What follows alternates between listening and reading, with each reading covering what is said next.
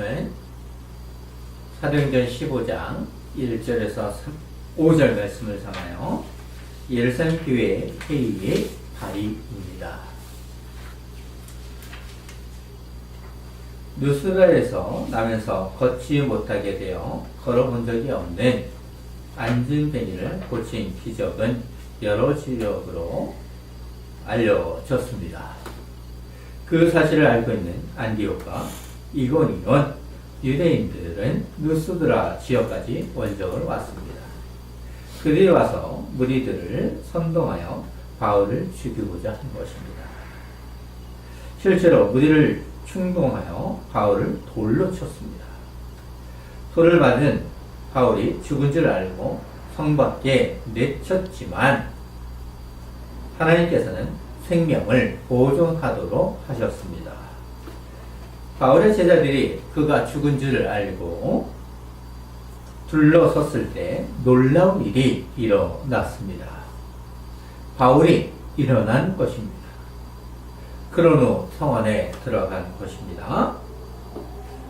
그곳에서 이틀 동안 있으면서 바울이 몸이 어느 정도 회복되었을 것입니다. 바울은 자신의 몸을 아끼지 아니하고 이방인에게 복음을 전하기 위해 바나바와 같이 더베로 이동을 했습니다. 더베에서도 바울은 성실히 하나님의 복음을 전하였습니다. 그런 후 누스드라와 이고니온 그리고 안디옥으로 되돌아왔습니다.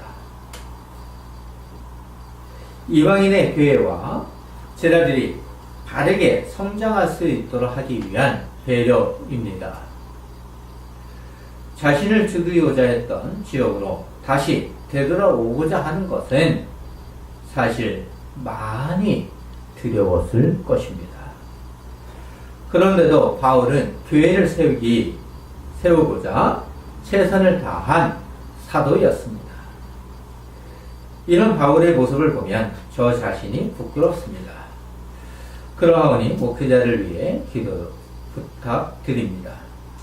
바울은 교회를 되돌아오면서 제자들의 마음을 굳게 하면서 믿음에 머물러 있으라고 했습니다. 오늘날 많은 신자가 예배도 하고 세상의 유혹에 넘어갑니다. 자, 세상으로 넘어가는데 그들은 배도를 하죠. 유혹에 넘어갑니다. 참으로 안타까운 일입니다. 이런 시대에 바울이 전한 의미는 더 귀하게 들립니다. 지팡이 교회도 마음을 굳게 해야 합니다. 하나님께서 나를 보호하고 인도해 달라고 믿음으로 기도해야 합니다. 왜 그렇습니까? 바울이 말한 것처럼 많은 환난이 나를 무너지도록 합니다. 육체적인 고난과 물질에 대한 욕망이 하나님을 믿지 아니하도록 하는 시대에 있습니다. 우리는 하나님 나라의 시민권자입니다.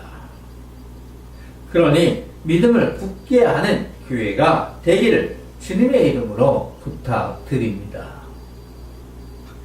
바울의 본면은 하나님 나라를 더욱 소망하도록 합니다. 힘을 내십시오. 주님의 날은 혼인잔치와 같은 즐거운 날입니다. 그 날이 다가오고 있습니다. 이방인 지역에서 교회가 든든히 세워져 갈 수 있도록 바울과 바나바는 장로들을 세웠습니다. 장로들을 택하여 금식 기도하며 하나님께 그들을 위탁했습니다. 교회는 바울만 사역하는 것이 아닙니다. 서로 협력하여 주님의 교회를 설립하는 것입니다. 교회가 든든히 세워져 갈 수 있도록 우리는 기도해야 합니다. 서로 선을 이룰 수 있도록 협력해야 합니다. 이것이 바로 교회가 가지고 있는 힘입니다. 장로는 군림하는 권력자가 아니라 서로 협력하여 신자들을 바르게 인도해야 하는 사명이 있습니다. 장로를 세운 후 바울은 비시디아를 지나서 밤빌리아, 버가, 아탈리아 지역으로 이동을 하면서도 하나님의 복음을 전했습니다. 아탈리아에서 바울과 바나바는 그들을 파송한 안디옥으로 배를 타고 되돌아왔습니다. 다시 돌아온 바울과 바나바는 그동안 있었던 선교에 대한 사역을 요약하여 보고했습니다. 자신들을 높이는 것이 아니라 하나님께서 함께 행하신 일을 보고한 것입니다. 하나님께서 이방인의 마음의 문을 열도록 하심으로 구원을 이루도록 했다는 것입니다. 바울과 바나바가 오직 하나님만 의지한 것처럼 지팡이 교회도 같아야 합니다. 그들이 믿는 하나님과 오늘날 우리가 믿는 하나님은 같은 하나님이십니다. 그러니 믿음이 굳게 설 수 있도록 서로 협력해야 합니다. 바울과 바나바가 시리아의 안디옥 교회의 파송을 받아 대략 2년 정도의 제1차 선교여행을 마무리했습니다. 이 여행을 통해 바울은 힘을 얻어 2차, 3차를 감당할 수 있었습니다. 바울의 선교여행은 세계사에서 이중표를 남기는 업적이었습니다. 하여튼 바울과 바나바가 전한 복음은 이방인들이 하나님을 믿도록 하는 큰 역할을 하였습니다. 그들이 보고한 사역의 결과를 알고 있던 어떤 사람들이 유대로부터 와서 이방인 신자들이 모세율법을 준수해야 하는지 아닌지에 대한 문제를 다루는 것이 사도행전 15장입니다. 특히 사도행전 15장은 구조적으로나 줄거리, 전개에 있어서나 중심부에 있습니다. 사도행전 1장부터 14장, 15장부터 28장까지의 단의 수가 거의 비슷합니다. 이런 점을 생각하면 1장부터의 내용은 15장의 쟁점, 즉 이방인의 구원과 할례로 나아가고 있고 15장 이후의 내용은 예루살렘 회의에서 내려진 결정의 결과를 반영합니다. 결국 사도행전 15장의 위치는 매우 중요한 것입니다. 예루살렘 회의의 결정은 구약시대에서 신약시대로 넘어가는 시점이기도 합니다. 과거의 인종과 나라와 관계없이 모두가 하나님의 백성임을 확증한 것입니다.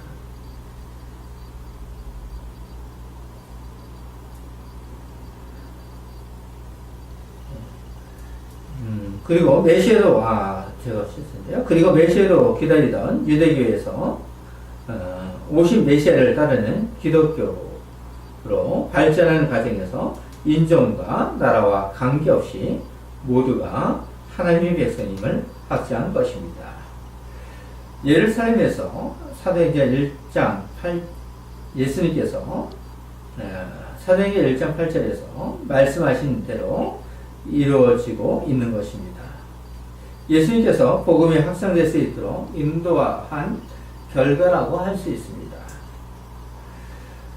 복음이 전파되면서 자연스럽게 문제를 해결하도록 하기 위한 섭리였습니다. 오늘 본문 1절을 보도록 하겠습니다. 어떤 사람들이 유대로부터 내려와서 형제들을 가르치되 너희가 모세의 법대로 할례를 받지 아니하면 능히 구원을 받지 못하리라 하니라고 소개를 하고 있습니다. 바울과 바나바를 파송한 안디옥 교회에서 휴식과 쉼을 누리고 있는 가운데 심각한 문제가 발생한 것입니다.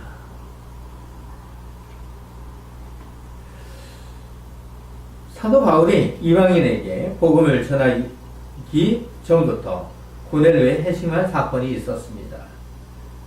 그 일로부터 많은 일이 발생했을 것입니다. 그 중에 가장 큰 역할은 스데반의 순교였습니다. 스데반의 순교는 이방인 지역에 복음이 확장되도록 하는 결과를 가지고 왔습니다. 복음을 전한 대가는 많은 사람이 예수 그리스도를 영접한 것입니다. 이방인 지역에 복음이 확장될 수 있도록 파송한 교회가 안디옥 교회입니다.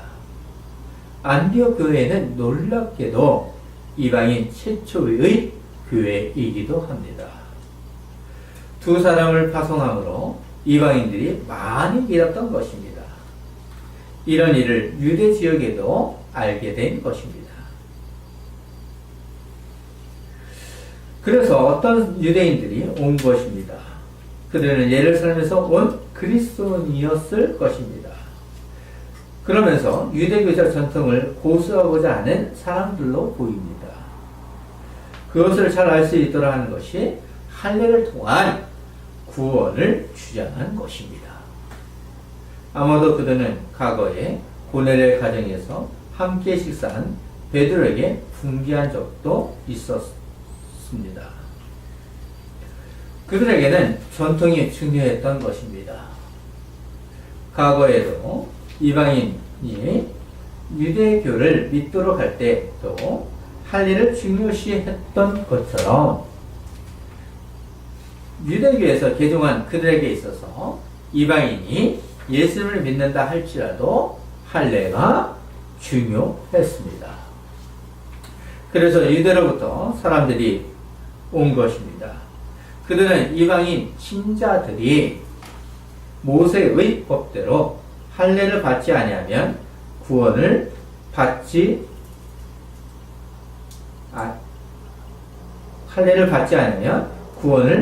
못한다고 주장한 것입니다. 유대 율법은 기본적인 도덕적 규정을 중요시하면서도 의식적인, 즉 눈에 보이는 방식을 중요시했습니다. 이방인이 유대교로 개종을 해도 그들의 방식대로 따르지 아니하면 생활하기 힘들었습니다. 하나님께서 율법을 주신 이유를 모르는 것입니다. 그것을 예수님께서는 마태복음 22장에서 하나님을 사랑하는 것이 이웃을 사랑하는 것이라고 하면서 이 두 계명이 온 율법과 선자의 강령이라고 했습니다. 예수님을 올무를 놓아 죽이고자 했지만 이 말을 들은 바리새인과 율법사는 율법 주신 이유를 알았습니다. 율법은 하나님께서 당신의 백성을 위해 주신 것입니다.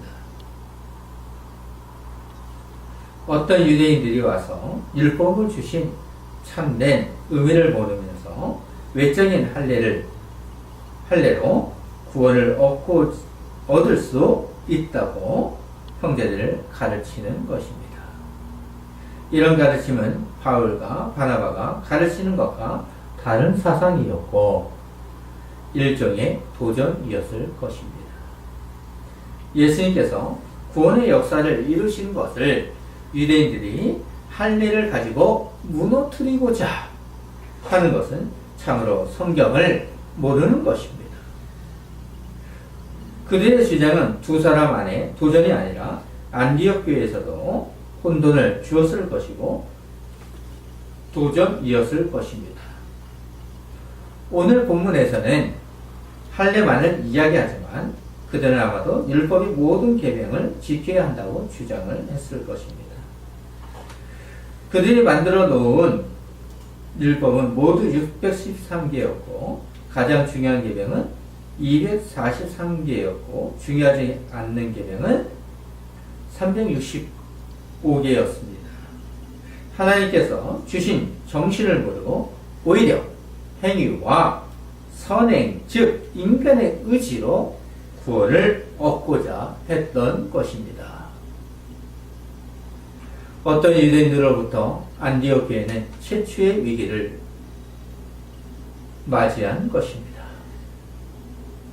율법주의자들은 바울과 바나바의 가르침이 더 커져서 어려움을 당하기 전 바로 잡고자 했습니다.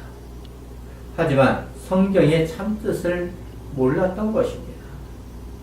이런 현실 가운데 바울과 바나바는 교회가 어려움을 당하지 않도록 그들의 가르침을 바로 잡고자 합니다. 할례의 의미를 잠시 이야기하면 그리스도의 구속사건 이전에 할례는 하나님의 백성으로 소속되는 유일한 언약 의식이었습니다. 그러나 오순절 성령 강림 이후 할례는 이러한 의미를 상실하게 되었습니다. 할례는 메시아이신 예수 그리스도가 오기까지 언약입니다. 이제는 인종과 차별 없이 누구나 예수님을 믿기로 신앙 고백하는 신자들에게는 세례를 통해 새 언약의 백성이 될 수 있는 것입니다. 이런 의미를 아직 유대인들은 몰랐다고 할 수 있습니다. 하지만 예루살렘 회의를 통해 하나님의 백성의 신분을 할례로 결정하는 것이 아니라 예수님을 주와 그리스도로 믿는 것임을 알게 됩니다. 어떤 유대인들의 가르침과 바울과 바나바의 심각한 다툼과 변론이 일어난 것입니다. 2절을 보시면 바울 및 바나바와 그들 사이에 적지 아니한 다툼과 변론이 일어난지라.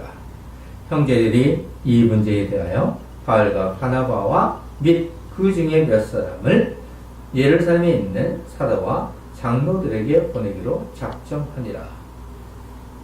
바울과 바나바는 자신들의 사역을 하면서 하나님의 뜻이 무엇인가를 안 복음의 증인자였습니다.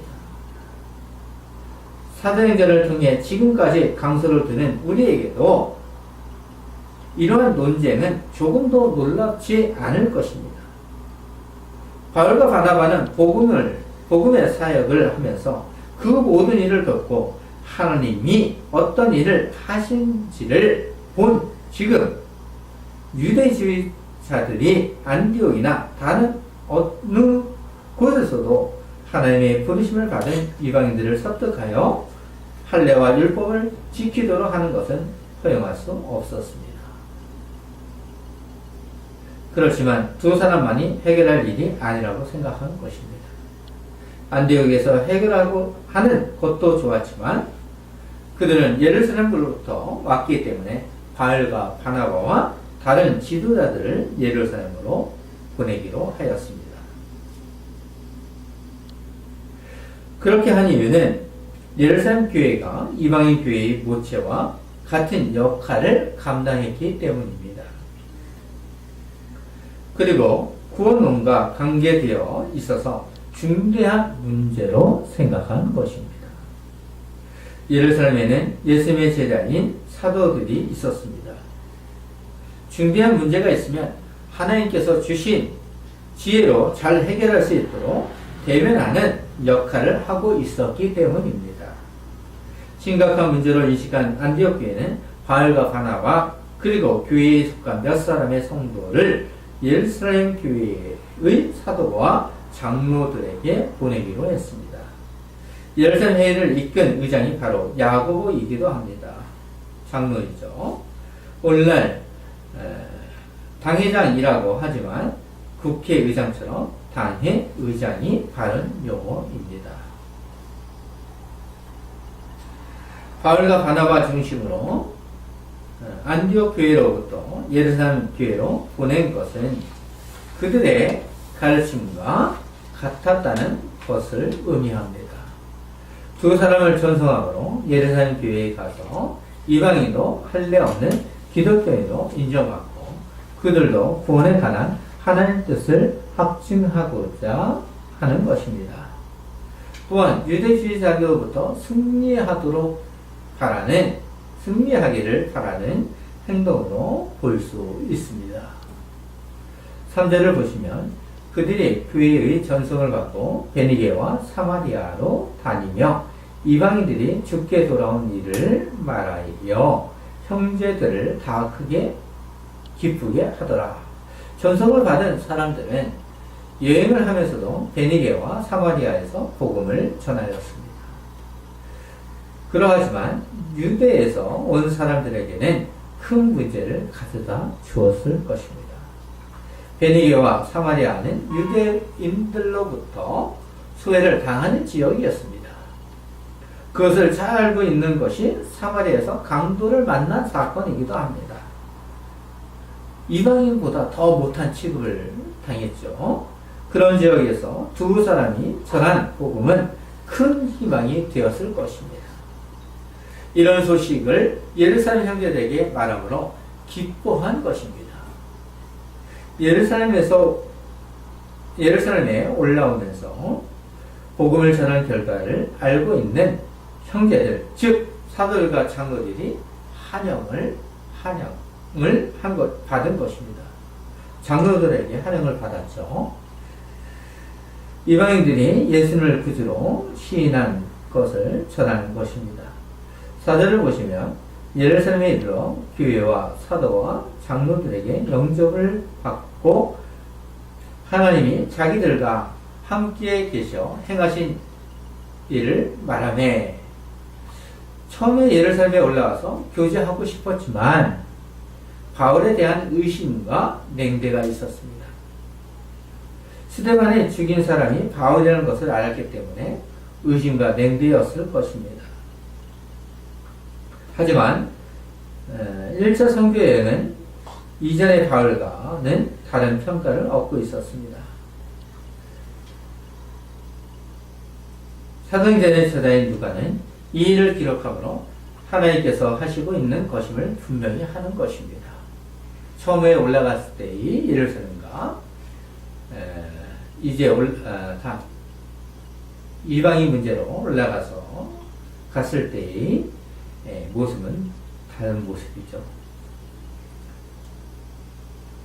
이방인 선교의 결실은 하나님의 뜻에 따른 것임을 기록하는 것입니다.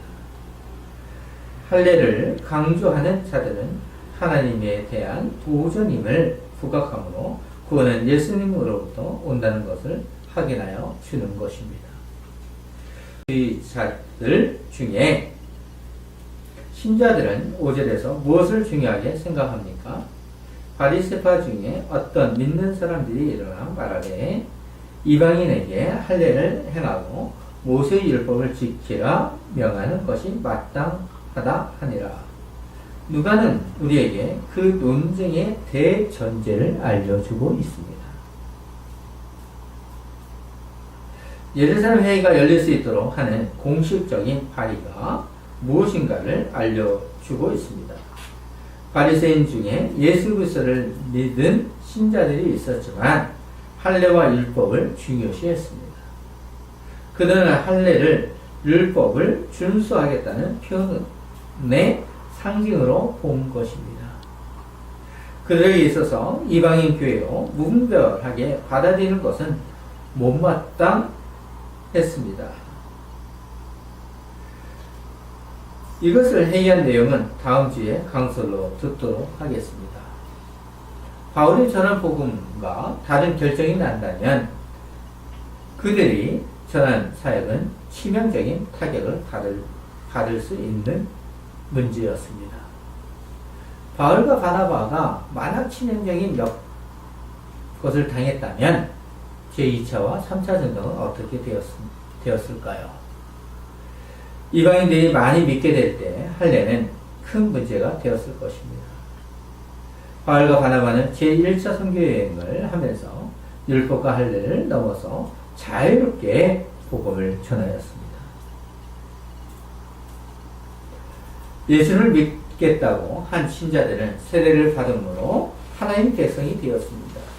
복음을 전할 때 믿음으로 구원을 얻는 것이지 할례로 구원을 받는 것은 아닙니다.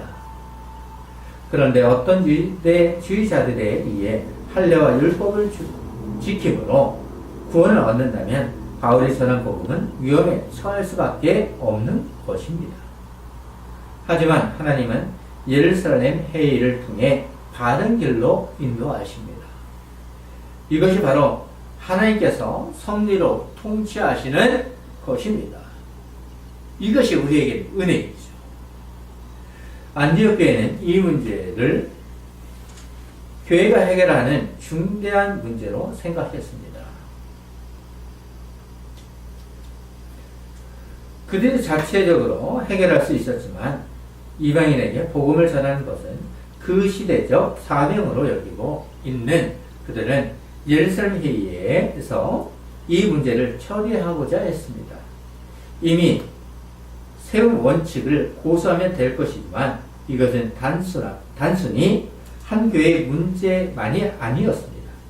장차 하나님 나라가 세워지는 데 있어서 그 지역, 그 시대의 모든 교회의 중요한 문제로 본 것입니다. 예루살렘 회의는 하나님께서 당신의 백성에게 함께하고 있다는 최초의 공의였습니다.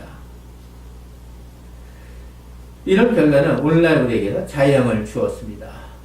신학시대에 이방인들의 개종 조건으로 할례와 율법 등을 요구했더라면 그것은 이방인을 계종하는 것이 아니라 오히려 유대교로 계종하는 것과 같은 것입니다. 공의회는 문자적 준수를 요구해서는 안 된다는 것을 결의한 것입니다. 이러한 결정은 온누리에 구원의 복음을 확장되게 하시려는 하나님의 섭리로 보아야 합니다. 우리는 자유함을 누리면서 영과 진리로 예배할 수 있는 것이 행복임을 누리면서 기도로 마무리하겠습니다.